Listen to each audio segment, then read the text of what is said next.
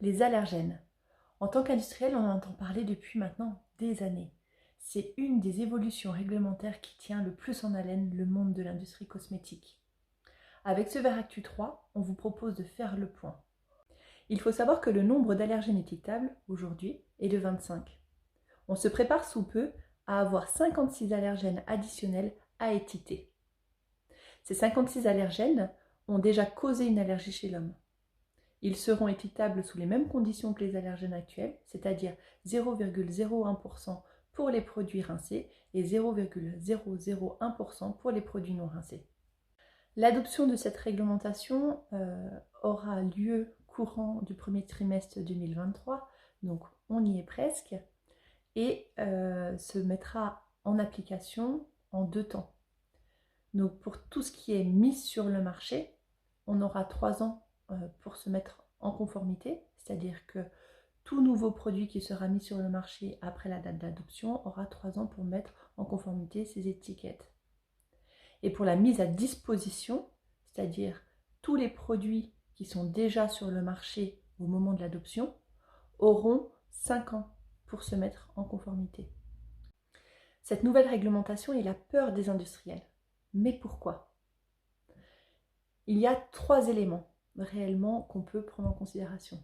Le premier, c'est le fort travail que cela engendre sur tout ce qui est étiquetage.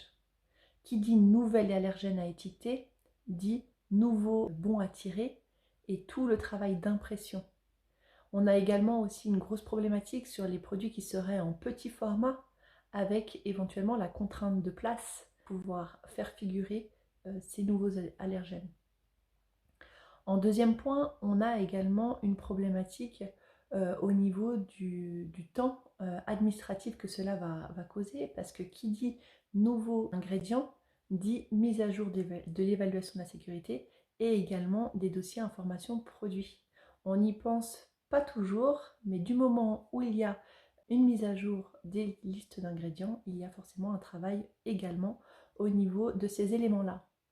Et le troisième point noir, on va dire pour l'industrie, c'est également pour toutes ces marques qui se réfèrent aux applications non professionnelles et pour lesquelles des notes pourraient dégringoler. Parce que justement, ces applications prennent en compte la présence d'allergènes et établissent une note un peu inférieure quand il y a la présence d'allergènes. Et donc, qui dit nouvel allergène à étiqueter, dit forcément note qui dégringole.